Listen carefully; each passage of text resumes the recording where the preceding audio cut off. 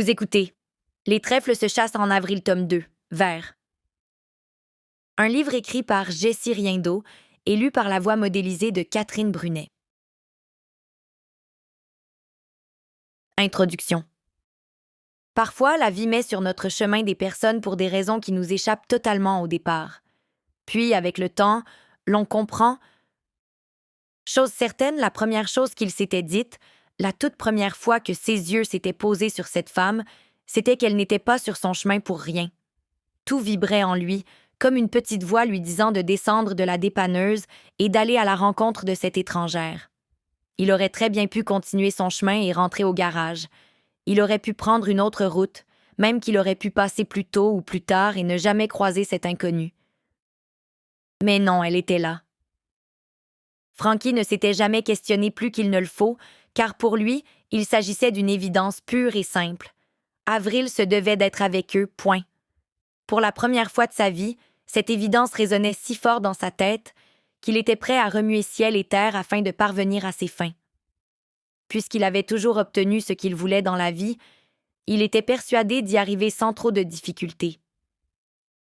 Voilà qu'il se heurtait à quelque chose de bien plus puissant qu'il ne l'aurait cru. Lorsqu'il avait entendu la détresse dans la voix d'Avril, à la suite de son appel concernant le cancer de son père, ses jambes avaient flanché. Frankie ressentait la douleur d'Avril jusque dans ses tripes. Il s'était assis sur une petite chaise de bois à côté de la porte de la station d'essence et il avait regardé la dépanneuse avec la voiture en panne qu'il venait de récupérer en se disant qu'il était la personne toute désignée pour porter secours à Avril. Sauf qu'à son arrivée, en la voyant endormie dans les bras de Jordan, son cœur s'était tordu en réalisant une seconde évidence. Quelque chose d'étrange gravitait autour d'eux comme une espèce d'aura flamboyante. Il avait l'impression que s'il tendait la main, il pouvait la toucher et se brûler. C'était étrange et apaisant à la fois. C'était comme si cette intensité débordante tourbillonnant autour d'Avril s'était associée avec la force inébranlable de son frère. Ensemble, étendus dans le lit, ils formaient un tout. Comme deux morceaux de casse-tête, comme le yin et le yang, comme la lumière vive et l'obscurité profonde. Ce qui émanait d'eux était d'une magnificence le percutant de plein fouet. Les yeux clos, la tête contre la poitrine de Jordan, Avril semblait si paisible. Jordan la tenait contre lui, la protégeant jalousement contre les malheurs de la vie. À ce moment précis, il était convaincu d'une chose, elle ferait désormais partie de leur vie, pour le meilleur et pour le pire. Allongé dans le lit aux côtés d'Avril et de Jordan, Frankie avait fermé les yeux et il avait souri, rassuré. Chapitre 1. En ouvrant les yeux, je réalise que les bras qui m'entourent sont dépourvus de tatouages. Je sursaute en me redressant dans le lit. Entremêlée dans la couverture et la serviette de bain, je constate que je suis complètement nue. Dans ma brusquerie du moment, j'ai réveillé Jordan. Il me décortique de son regard perçant. Frankie est étendu de tout son long à côté de son frère, un bras levé sur les yeux. Il ronfle. Après avoir appris le cancer de mon père, j'ai totalement perdu le contrôle, ce qui a également causé l'explosion du cadenas retenant ma bête noire dans sa cage fortifiée. J'ai paniqué. Je me souviens de l'arrivée de Jordan dans la salle de bain. Je me souviens de son corps chaud contre le mien. Je me souviens de m'être assoupie contre lui, mais tout semble nébuleux, comme un rêve. Ce n'est pas un rêve. Tout ça est bien réel, malheureusement. Embarrassée que Jordan m'ait vue dans toute ma vulnérabilité, je suis envahie par la panique à nouveau. Je tire l'épaisse serviette afin de me couvrir convenablement et je me lève d'un bond en m'élançant hors de la chambre avec le peu de dignité qui me reste. Alors que je pensais atteindre l'embrasure de la porte sans encombre, Jordan m'intercepte dans ma course en me barrant le chemin. « Wow! Attends une minute! Où est-ce que tu vas comme ça? » Malheureusement pour moi, toute cette agitation provoque le réveil de Frankie. Il se lève et il nous rejoint en frottant son visage de ses grandes mains. Je me retrouve donc devant les deux frères qui me dévisagent d'un air inquiet. « Je dois faire mes valises, je m'en vais, tu devrais être content, » dis-je promptement à Jordan en brisant le silence. Sans réfléchir davantage, je fais demi-tour en prenant au hasard des vêtements sur le bureau. Tel un quart arrière jouant la plus importante partie de sa vie, D'un bras, je tiens fermement mes vêtements. De mon autre main, je maintiens la serviette en place et je bouscule les deux frères pour enfin réussir à sortir de la chambre afin d'atteindre avec détermination la ligne de but.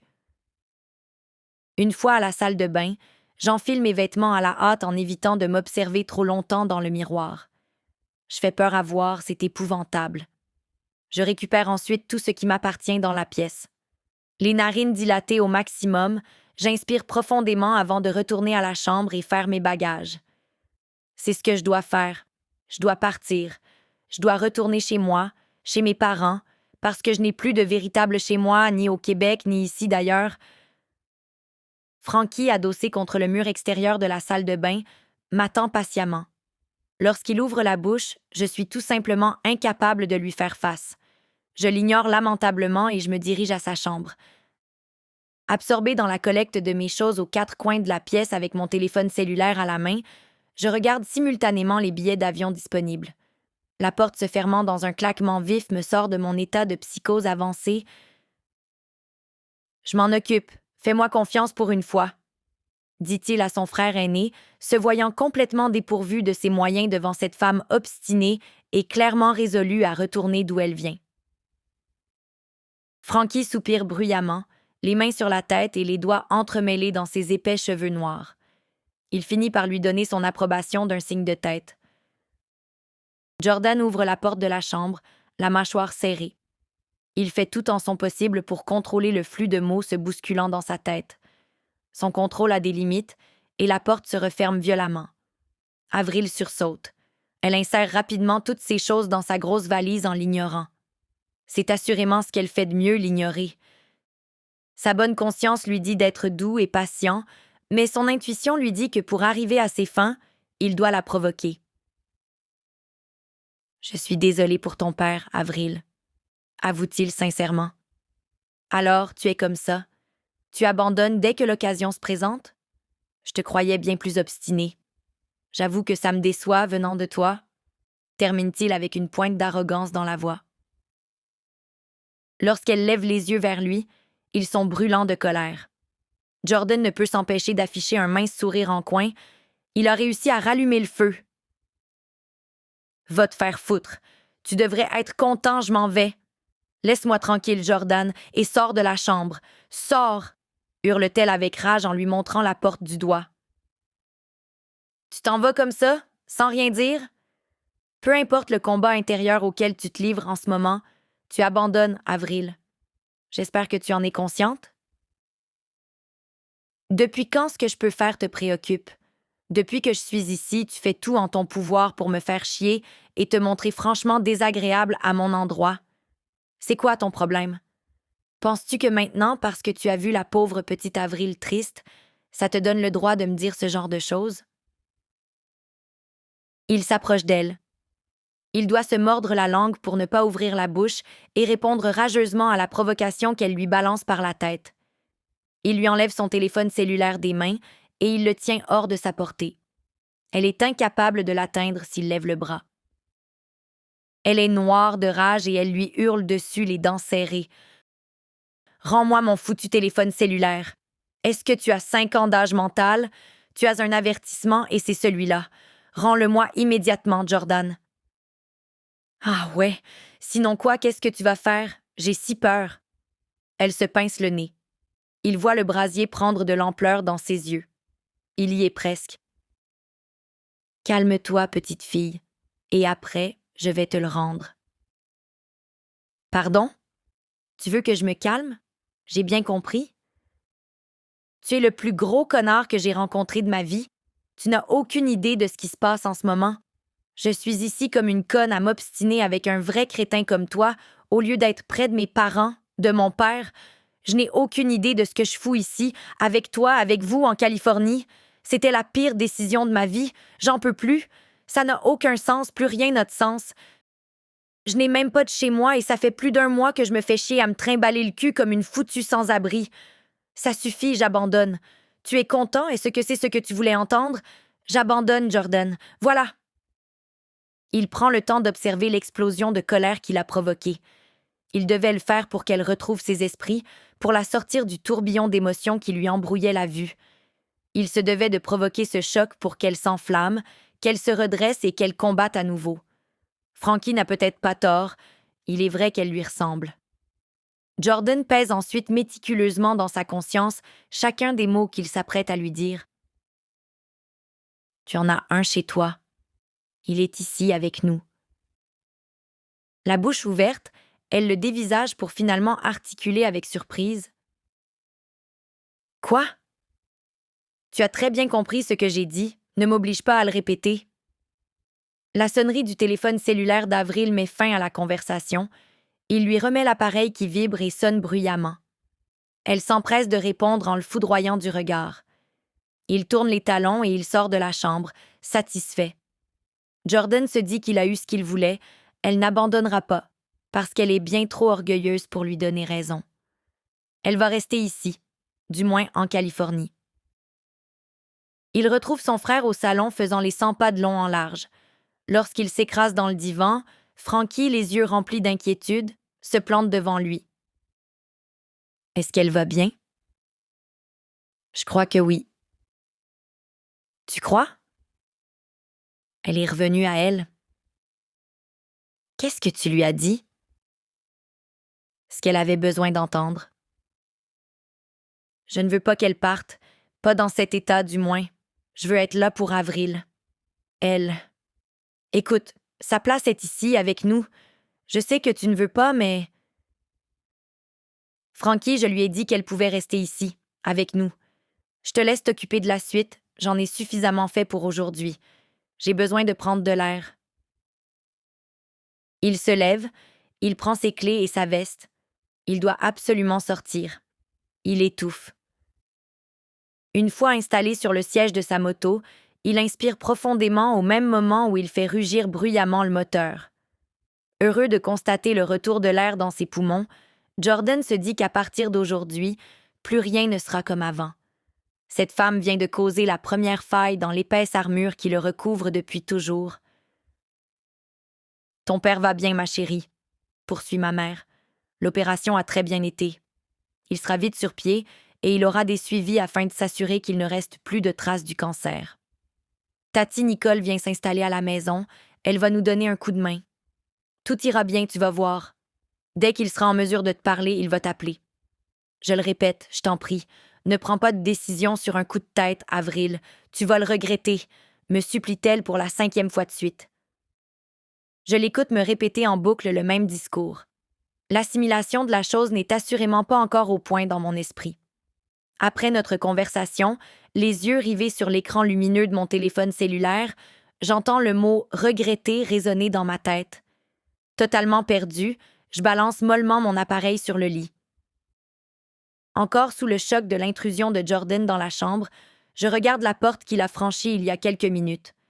Je réalise au même moment que tout était calculé, que dans sa provocation, d'une main de maître, il a démêlé tout ce qui était entremêlé dans ma tête. Ma bête noire sévissant rageusement dans mon esprit a été prise de court. Elle s'est tapie dans l'herbe haute en observant l'intrus. À l'inverse de chercher à la faire fuir, Jordan a brandi un gros morceau de viande pour l'amadouer, et cela a fonctionné. Parce qu'au lieu de m'inciter à la fuite, il a causé un incendie m'ayant insufflé le retour de mon habituelle combativité. Non, je n'ai pas envie d'abandonner, parce que je n'abandonne jamais et parce que par-dessus tout, je ne lui donnerai jamais raison. Avant de franchir le seuil de la porte à mon tour, je jette un coup d'œil perplexe à mes choses étalées sur le lit de Frankie. En me dirigeant au salon, j'aperçois ce dernier à travers la porte patio. Il lance la balle à Rocco, une cigarette mollement retenue par ses lèvres. Il s'empresse de l'éteindre en me voyant. Je vais donc le rejoindre, les pieds traînants. Une fois que je suis devant lui, il m'enlace de ses grands bras en me serrant fort contre lui. « Je suis tellement désolée, Avril », me souffle-t-il à l'oreille. Je prends le temps de contempler son doux visage avant de lui répondre. « Ça va, du moins, je crois. Je viens de parler à ma mère. Mon père va bien. Je dois attendre avant de lui parler, avant d'avoir plus de détails. Je suis désolée pour tout ça, pour... »« Hé, regarde-moi! Tout ira bien, ok? » « Ok. » Il saisit ma tête de ses deux mains en plantant ses grands yeux marrons dans les miens. Un large sourire rassurant se dessine sur son visage. Chapitre 2. Ah, ça craint. Comment va-t-elle? Est-ce qu'elle retrouve le moral un peu? Lui demande Craig en visite au garage afin de vérifier un bruit inhabituel sur sa voiture. Bien. Juste bien? Je crois, elle n'a pas trop le choix de faire avec. Et Frankie? Il est inquiet. Je pense qu'il l'apprécie bien plus qu'il ne se le laisse croire à lui-même. Mec, pourquoi est-ce que tu ne changes pas de bagnole? Sérieusement, elle a un problème toutes les semaines.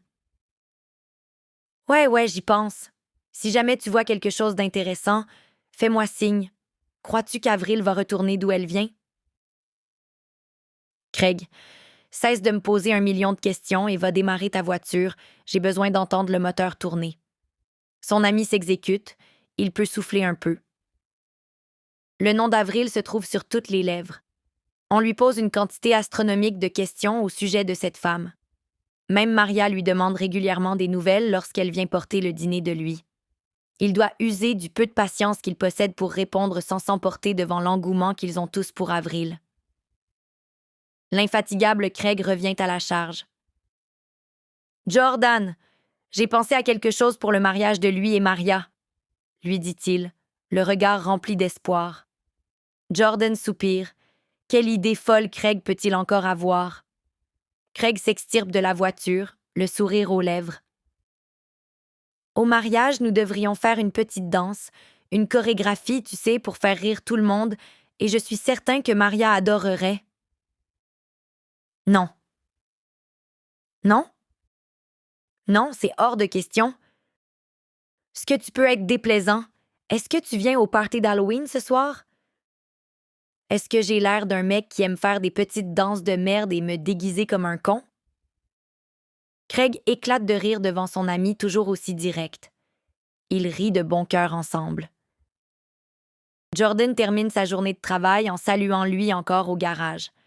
Il n'a aucune idée de ce qu'il va faire en ce samedi soir. Il n'a pas envie de faire la fête. Il passerait plutôt la soirée dans son divan à écouter du sport à la télé en compagnie de son chien et à boire de la bière. Il n'a aucunement envie de se déguiser et d'aller avec Craig à un stupide party d'Halloween. Il a horreur des fêtes de ce genre, horreur. Il pourrait peut-être aller voir son frère jouer au bar pas très loin et revenir tôt. Il ne sait pas ce qu'Avril a prévu non plus.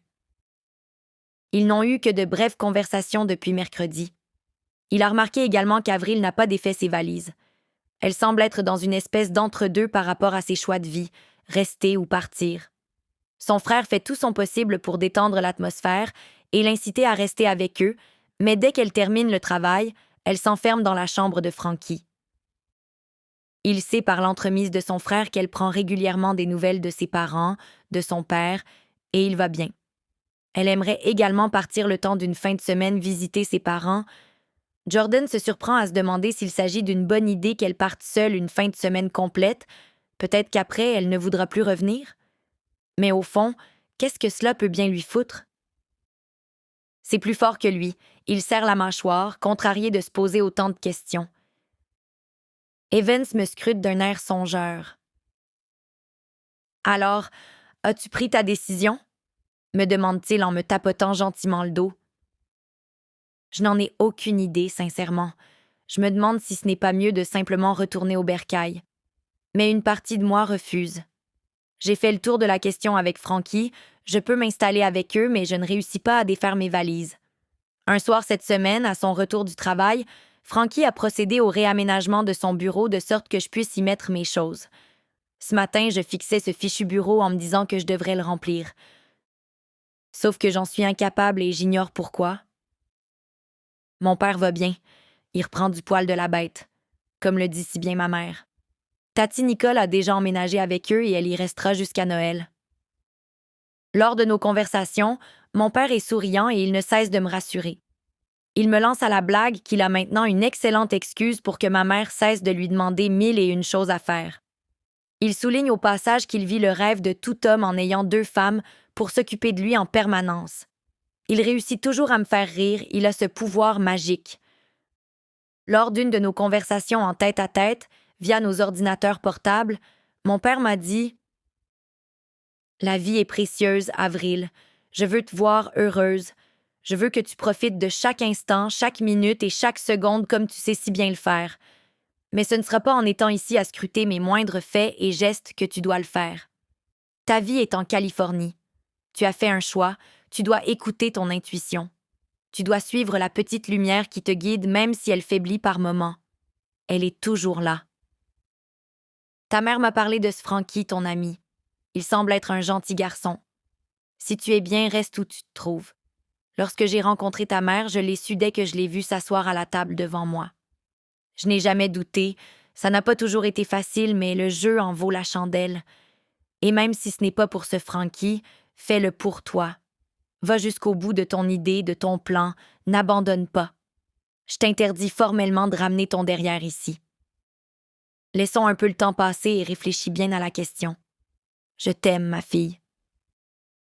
J'avais fermé mon ordinateur en pleurant toutes les larmes de mon corps, le visage bien enfoui dans un oreiller afin de m'assurer que personne ne m'entendait. Au travail, Lou m'a suggéré de prendre quelques jours de congé si je le désire. La vérité, c'est que travailler me fait penser à autre chose, alors je refuse de lâcher cette bouée me tenant actuellement hors de l'eau. L'image de Rose dans le Titanic avec son fichu sifflet me vient subitement en tête. Mes amis sont tous à l'écoute et disponibles en tout temps si j'en éprouve le besoin, sauf que j'aime mieux être seule. Tourmentée, je préfère procéder à mon introspection en tête-à-tête avec moi-même. J'ai besoin de me retirer, de réfléchir à ce que je veux vraiment et de décider ce que je vais faire. J'ai cédé devant l'insistance d'Evans lorsqu'il m'a demandé de venir passer la matinée avec lui en prétextant qu'il avait besoin d'aide pour choisir le cadeau d'anniversaire d'une de ses sœurs. Je lève les yeux pour répondre à mon ami. Il patiente toujours. Non, je n'arrive pas à prendre une décision, j'en suis incapable et je n'ai aucune idée pourquoi. Avril, je veux juste te dire que ce qui est arrivé à Émilie, ça ne veut pas dire que l'histoire va se répéter avec ton père. Je sais que ça te trotte dans la tête, je le vois dans tes yeux. Je me pince le nez en expirant longuement par la bouche. Effectivement, cette pensée surgit fréquemment dans ma tête ces temps-ci. Je me demande si je ne fais pas une erreur en restant ici, si jamais je perds mon père. Mes yeux se remplissent d'eau. En même temps, si je pars, j'ai la certitude que je vais passer à côté de quelque chose. Devant mon silence, Evans poursuit. Avril, je pense que Frankie tient vraiment à toi. La façon dont il te regardait ce matin lorsqu'il t'a déposé, peu importe votre relation, je crois qu'il veut ce qu'il y a de bien pour toi. Je te dis ça comme ça, si c'est pour cette raison que tu hésites. Non. En fait, oui, je sais qu'il tient à moi et qu'il est sincère. Le problème vient de moi, Evans. Je ne sais plus ce que je veux. Habituellement, tout est tellement clair dans ma tête, je fonce sans me poser de questions et là, je m'en pose une centaine par minute. Et Jordan, comment se passe la cohabitation avec lui? Je n'ai pas envie de parler de Jordan. Devant mon mutisme prolongé, Evan se lève en saisissant ma tasse de café, qu'il va remplir à la cuisine. Je le suis du regard, perdu à nouveau dans mes pensées. Moi qui pensais être seule ce soir, puisque Frankie joue avec son groupe. Je me suis dit que Jordan devait avoir quelque chose de plus intéressant à faire qu'être chez lui un samedi soir. Je me vois donc franchement surprise de le trouver au salon.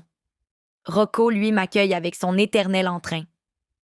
J'avoue que son amour sans limite me réconforte grandement depuis les derniers jours. Profitant de ma présence, Rocco se dirige à toute vitesse devant la porte patio. Il me fait explicitement comprendre qu'il veut aller à l'extérieur. Je dois donc passer par le salon et croiser malgré moi le regard de Jordan.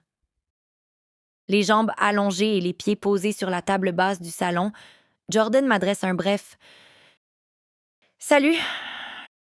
le tout en terminant sa bière d'un trait. Je constate par le fait même qu'il n'en est pas à sa première à en juger par les corps morts qui traînent devant lui. Je lui réponds d'un faible signe de tête avant de me sauver dans la chambre de Frankie, sauf que Jordan interrompt mon parcours au moment où je repasse devant lui. « Tu comptes m'ignorer longtemps encore? » « Moi, t'ignorer? Je te fais remarquer que tu n'es pas vraiment mieux. » Je vais voir Frankie jouer, est-ce que tu viens avec moi? Je fige sur place, tétanisée. Quoi? Est-ce que j'ai bien compris ce qu'il vient de dire? Devant mon silence et probablement mon état de stupeur, il poursuit. Frankie serait franchement heureux de te voir ce soir. Et te changer les idées ne te ferait pas trop de mal. Tu fais peur à voir. Va te faire foutre, Jordan. Je te remercie pour ton habituelle franchise, mais je vais me coucher. J'ai à peine le temps de faire 3 pas dans la chambre et de retrouver des battements de cœur normaux que la porte s'ouvre brusquement. Jordan entre sans frapper, évidemment, et il ouvre ma valise en fouillant à l'intérieur sans me demander la permission. Totalement sous le choc de sa présence et de ce qu'il fait, je n'arrive pas à articuler le moindre mot. Il me balance ensuite des vêtements en m'ordonnant d'un ton sec. « Change-toi, on part dans 5 minutes. » Et il quitte la chambre en claquant la porte derrière lui. Mon petit farfadet se réveille comme un zombie de sa sieste prolongée. Il me fixe avec étonnement en haussant les épaules. En saisissant les vêtements sur le lit, je constate que Jordan n'a pas fait un choix aléatoire. Non. Il a sélectionné précisément les mêmes vêtements que je portais la première fois que nous nous sommes rencontrés, cette fameuse soirée durant laquelle il a reçu le contenu de mon verre à la figure. J'inspire profondément. Ce n'est peut-être pas une mauvaise idée. Je sais que Frankie serait vraiment heureux de me voir ce soir et du coup, il arrêterait de me demander 15 fois par jour de venir le voir jouer dans un bar. Peut-être que de sortir de mon état d'hibernation intérieure ne me ferait pas de mal non plus. En temps normal, je crois que je serais contrariée par la façon plus qu'entreprenante de Jordan de prendre des décisions pour moi. Mais ce soir, je n'ai pas envie de m'obstiner avec lui et j'ai encore moins le courage de me poser une tonne de questions en ce qui concerne ses agissements. En sortant de l'appartement, je réalise que c'est Halloween. Les enfants costumés déambulent dans la rue en riant avec leurs sacs de bonbons. « Avril, mais tu vis sur quelle planète? » me dis-je en marmonnant. « Quoi? » me demande Jordan en m'ouvrant la portière du pick-up. « Halloween. » Je déteste ces fêtes de débiles. Est-ce qu'il y a quelque chose que tu ne détestes pas dans la vie, espèce de... dis-je tout bas en étouffant la suite de mots qui me traversent l'esprit. Il me fixe sans rien dire. Je crois qu'il a une petite idée de la suite de ma phrase. Il referme la portière d'un coup sec. Je monte dans le pick-up dans le silence le plus complet. Je n'ai aucune idée de ce que je dois lui dire. Tout ce que je sens, c'est la chaleur intense de son regard sur moi. Pour une fois, j'ai obtempéré sans ronchonner et je porte ce qu'il m'a demandé. À notre entrée dans le bar, Jordan, incapable de se retenir de tout commentaire, lance une remarque digne de l'homme sans filtre qu'il est. « Ce qu'ils ont l'air cons avec leur putain de costume. » Je suis incapable de contenir mon roulement d'yeux devant son attitude toujours aussi méprisante. Je remarque simultanément qu'il y a au minimum une dizaine de personnes ayant entendu son commentaire. Tous nous dévisagent, dont une Cendrillon affichant un air particulièrement contrarié en regardant son déguisement. Mon exaspération est interrompue par des notes de musique et une voix puissante provenant de la scène au fond du bar. Frankie. Nous poursuivons notre chemin jusqu'à proximité du groupe en nous frayant un passage à travers la foule. Et merde, je savais que c'est l'effet que cela me ferait. Frankie est tout simplement éblouissant. Il est parfait, il est beau, il est bon, il a de la prestance, c'est littéralement électrique. Cet homme est fait pour être sur une scène. Leur genre musical est un mélange de rock alternatif et de blue rock. Je ne peux pas demander mieux. Pile dans ce que je préfère. Lorsque j'arrive enfin à détacher mon regard de cet Apollon, je constate que Jordan m'observe. Il finit par ouvrir la bouche. « Tu veux quelque chose à boire? La merde que tu m'avais lancée au visage, peut-être? » Je pouffe de rire, ce qu'il peut être condescendant. J'acquiesce en lui demandant un mojito virgin tout en retournant à la vision du chanteur sexy. Frankie m'aperçoit. Il me sourit tout en continuant de chanter. Je suis soudainement envahie par une impressionnante bouffée de chaleur terminant sa course directement entre mes jambes. Mon mojito virgin à la main, en compagnie de Jordan ayant un verre rempli d'un liquide sombre, j'écoute le show de musique livré avec brio. 1 heure plus tard, La foule se disperse à la suite d'une série d'applaudissements et de sifflements sans fin. Frankie s'empresse de venir nous rejoindre et il ne cache pas sa surprise de me voir. Encore plus de nous voir l'un à côté de l'autre sans nous entretuer. Nous faisons du progrès, manifestement. Il me tire joyeusement vers lui en déposant un baiser sur ma tête. Bon sang, Avril, tu es éblouissante. Waouh! C'est une véritable surprise de te voir ici ce soir. En fait, de vous voir tous les deux ensemble. Ouais. Disons que ton sympathique petit frère ne m'a pas trop laissé le choix, dis-je en adressant un regard noir à l'endroit de Jordan, qui, lui, se contente de prendre une gorgée de son verre, un fin sourire en coin. Alors, est-ce que tu as aimé? J'ai adoré. Me voilà un homme comblé.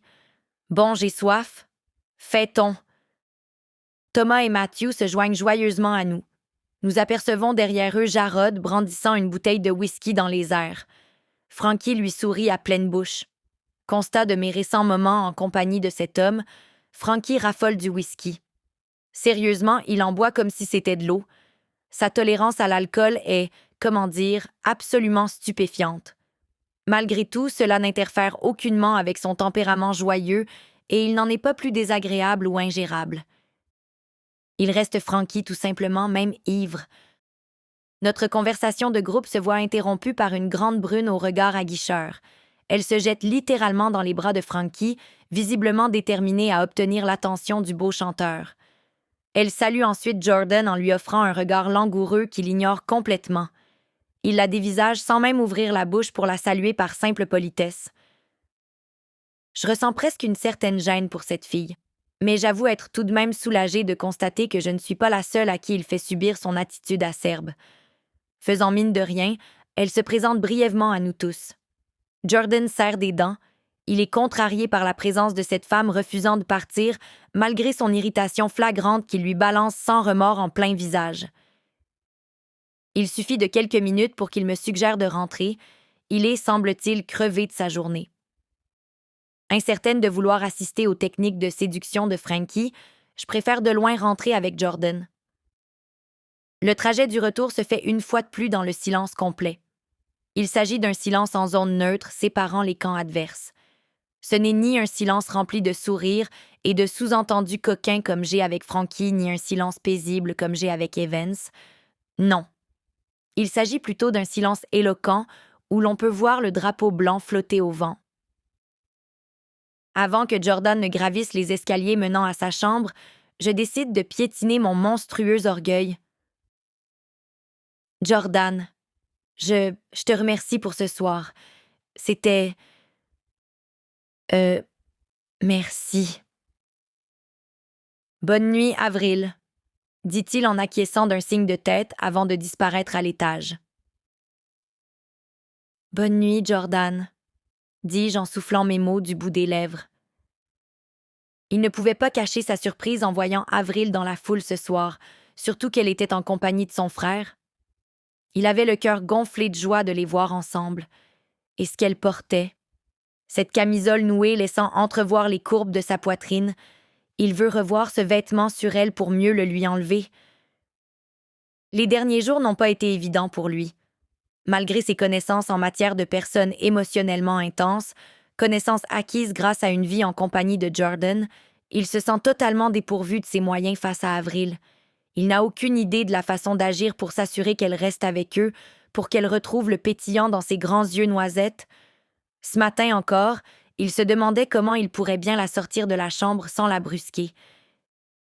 Il semblerait que Jordan soit plus doué que lui pour gérer ce genre de situation. Il n'a pas voulu prolonger sa soirée en compagnie de cette grande brune plus qu'entreprenante, pour la simple et bonne raison qu'il était impatient de retrouver Avril. La Avril souriante et éblouissante qu'il connaît et qu'il a revue ce soir. En se glissant dans son lit, Frankie tire doucement le corps endormi d'Avril contre le sien. Il enfouit son nez dans son épaisse chevelure en prenant une bonne inspiration. Il n'en faut pas plus pour qu'il s'endorme, le cœur léger à nouveau. Chapitre 3. L'odeur du bacon accompagne mon réveil. Ça sent si bon que j'en ai automatiquement l'eau à la bouche. Aucune idée s'il s'agit de la fatigue accumulée ou bien d'un mélange de tout ce qui se passe dans ma pauvre petite tête, mais je suis de plus en plus paresseuse le matin, je dors beaucoup plus longtemps. Ma salutation au soleil se fait de manière aléatoire et toutes mes habitudes de vie ont fichu le camp en moins de 2. Honte à moi, mais en situation de crise, il faut ce qu'il faut, non? J'enfile un pantalon de jogging ainsi que le hoodie de Frankie traînant au pied du lit et je décide de suivre aveuglément l'odeur du bacon. À la cuisine, Frankie sifflote en remuant des œufs dans une poêle et du bacon dans l'autre. Je le trouve particulièrement joyeux. J'adore ses cheveux en bataille du matin. Bon matin, jeune femme, lance-t-il gaiement entre 2 sifflements. Bon matin. Café? Oui, je le veux, dis-je en tirant un tabouret pour m'y asseoir, ou plutôt m'y écraser. Avec bonheur, je savoure pleinement mon café en observant cet homme bien trop sexy, presque toujours torse nu. Constatation de ma pseudo-colocation avec les frères, ils sont presque toujours torse nus. Bon, évidemment, je ne vais pas m'en plaindre. Disons que la situation est plus qu'agréable pour les yeux. J'avoue qu'au début, j'étais un peu perturbée de voir autant de peau et de muscles constamment, mais je me désensibilise tranquillement. As-tu quelque chose de prévu aujourd'hui? Me demande Frankie en utilisant la cuillère de bois comme micro qu'il me tend ensuite pour que je lui réponde. Je pouffe de rire en repoussant d'une main l'ustensile de cuisine. J'accompagne Lou cet après-midi. Nous allons voir comment aménager la salle qu'elle a réservée pour son vernissage. Elle devrait passer me prendre après dîner. Et toi? Rien de particulier, je vais passer un peu de temps avec Jordan afin d'éviter une potentielle crise de jalousie. Je suis très populaire comme tu peux le voir. C'est probablement parce que je suis un homme extraordinaire, dit-il en offrant une mimique de séducteur émérite, ce qui me fait aussitôt ricaner. Tu sais, j'étais surpris de vous voir tous les deux hier et tu étais vraiment sexy dans ta petite camisole et ton jeans. J'éclate de rire en remerciant Frankie. Il fait de l'effet, ce morceau de vêtement. Je me fais la promesse de le porter plus souvent. Il poursuit sur un ton plus sérieux, en déposant une assiette bien remplie devant moi. As-tu pris une décision à savoir si tu restes ou si tu repars d'où tu viens? Avant que je n'aie la chance de répondre, ou bien de prendre une bouchée de ce merveilleux déjeuner, Jordan prend place sur le tabouret voisin en me volant tout le bacon dans mon assiette. Je le fusille du regard avec l'envie irrépressible de hurler, et comme si ce n'était pas suffisant, il répond pour moi. Elle va partir, Frankie. Tu vois bien qu'elle ne peut pas gérer le fait de vivre avec 2 mecs. Et il engouffre d'une seule bouchée les tranches de bacon en me fixant sans vergogne. Je lui planterai ma fourchette dans un œil. Mon petit farfadet sur le qui-vive brandit ses poings en l'air. Parce que je ne lui donnerai jamais raison, je me décide sur un coup de tête, même si je sais que c'est enfantin, irréfléchi, malsain et stupide comme réaction. De toute façon, depuis quand est-ce que je réfléchis avant de parler? J'ai pris ma décision, je reste ici avec vous. Je voulais vous l'annoncer ce soir, mais puisque nous en parlons et que nous sommes tous ensemble ce matin. Voilà. Célébrons, les gars, vous avez une magnifique et extraordinaire colocataire. Moi. Avec confiance, j'affiche un sourire narquois en plantant férocement mon regard dans celui de Jordan afin de discerner la moindre réaction de sa part. Mais rien, il est de marbre. Frankie, lui, nous dévisage, les yeux ronds, avec son assiette dans les mains. En mâchant le bacon qui m'était destiné, Jordan répond avec son petit air de merde arrogant. « Très bien alors. »« Très bien. Bienvenue chez toi. » Mais merci, Jordan. Et silence devant la joute visuelle. On pourrait littéralement entendre une mouche voler. « OK, c'est génial! Bienvenue officiellement chez toi, Avril. » articule finalement Frankie en affichant un air toujours aussi surpris. Assise sur des chaises en plein milieu de la vaste salle, nous procédons à l'évaluation des options pour la disposition des toiles de Lou. Après avoir réfléchi sur le plan de match, nous nous lançons dans une discussion plus approfondie sur mes récents états d'âme. Je lui confie tout de A à Z sans oublier ma discussion de ce matin avec les 2 frères. Lou semble soulagée de ma décision de rester en Californie. Nous espérons que vous avez apprécié cet aperçu. Pour continuer à écouter ce livre audio sur Google Play Livres, utilisez le lien dans la description de la vidéo.